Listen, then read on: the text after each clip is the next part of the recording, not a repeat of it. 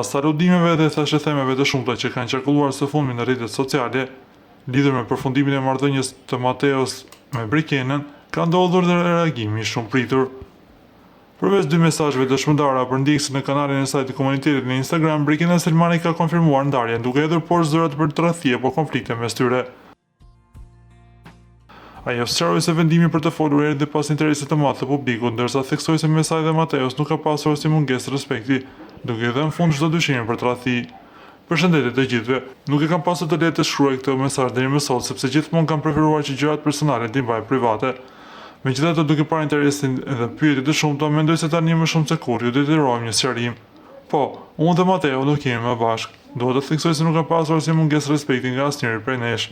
Kjo është një gjë që duhet ta them qartë, sepse nuk dua që të krijosh një histori apo aludime që nuk janë të vërteta. Kam ende respekt për të dhe për gjithçka kemi kaluar bashkë. Ka qenë një pjesë e rëndësishme e jetës time dhe për këtë do jetë gjithmonë mirënjohëse. Ndonjëherë në jetë rrugën ndahen, por kjo nuk do të thotë se duhet të ketë urrëtie apo fajësime. Në mesazhin e dytë ajo zbuloi gjithashtu se ka zgjedhur të shkëputet përkohësisht nga disa grupe virtuale për të ruajtur qetësinë e saj emocionale gjatë kësaj periudhe tranzicioni. Për momentin kam vendosur të largohem nga disa grupe, jo sepse nuk ju vlerësoj apo nuk ju dua, por sepse më bën keq të shoh postime, komente apo diskutime rreth kësaj situate. Kam nevojë për pak qetësi dhe kohë për veten time. Ju falenderoj nga zemra për gjithë dashurinë, mbështetjen dhe respektin që më keni dhënë gjithmonë. Do t'ju jem mirënjohëse pafund për çdo fjalë të mirë dhe për çdo moment që më keni qëndruar pranë meje. Me dashuri, Briki.